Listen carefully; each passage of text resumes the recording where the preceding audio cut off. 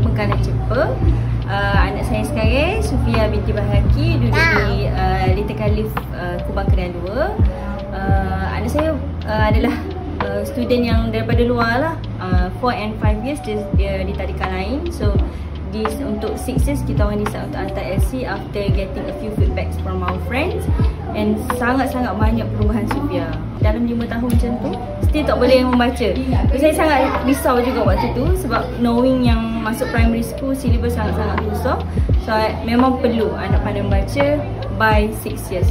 So that's why kita orang decide untuk change kita orang punya stream lah, daripada different tadika to LC. And dalam masa 2 bulan je Sufia balik tu memang dah, saya sangat terkejut dengan dia punya pergi sekolah. Daripada tantrum dulu, lepas ni kita orang pula kena marah sebab lambat, sebab dia nak pergi sekolah cepat, nak jumpa dengan kawan dia. Membaca pun sangat laju, and behaviour saya boleh kata 360. Dulu dia sangat macam impatient, tak sabar, cepat tantrum, cepat stres. Sekarang sangat mudah untuk kita bagi tahu apa-apa, dia akan dengar cakap. Sangat soft spoken. Memang saya rasa macam sangat-sangat banyak perubahan, dan saya nak ucap beribu terima kasih lah pada teacher kat LC ni sebab membentuk Sufia jadi lagu ni lah. Alhamdulillah.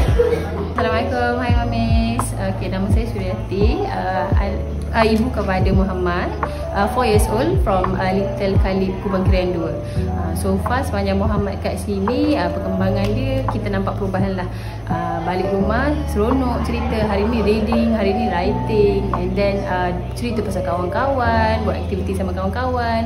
Teacher pun ajar elok, teacher pujuk Muhammad, dapat banyak stiker. Tengok ni contoh stiker dia.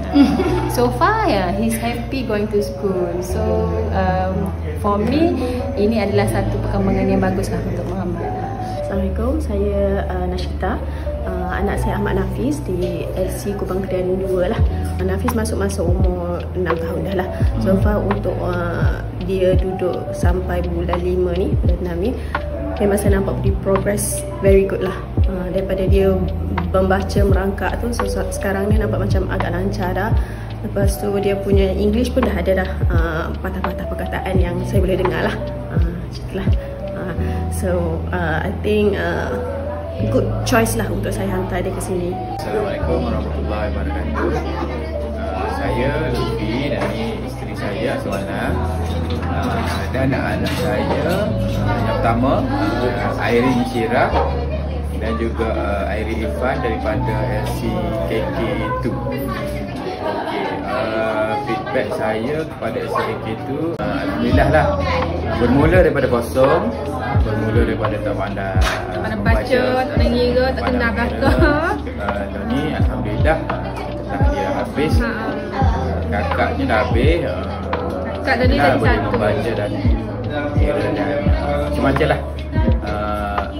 Lebih daripada expectation saya dah lah. Dan saya mengambil kesempatan untuk ribuan terima kasih lah kepada tenaga pengajar di LCKK itu, dan juga selain daripada mengajar, juga memberikan lain-lain pendidikan daripada kata bukan akademik sahaja lah. Terima kasih banyak teacher. Terima kasih. Terima kasih teacher. Ayah ni pun dari satu tahun ni over expectation lah, kata belum baca tu sudah oyak lah, kira dari satu cikgu-cikgu, kebahasaan dia pun macam puji lah. Airin ni pandai baca.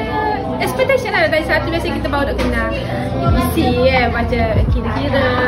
So Ifah pula dah 5 tahun boleh baca bahasa Melayu dengan lancar dah. Tepi jalan pun lalu, tepi jalan pun boleh baca direct. Adalah ayat-ayat apa je tu yang kena adjust sikit. Bahasa Inggeris tu alhamdulillah lagilah boleh baca. LC gitu ni, bagi kita tahu LC ni sekolah English. Terima kasih teacher Umi, teacher Lin, teacher Mimi, teacher yang sebelum ni teacher Hani, ajar Airin dan Irfan. Thank you so much.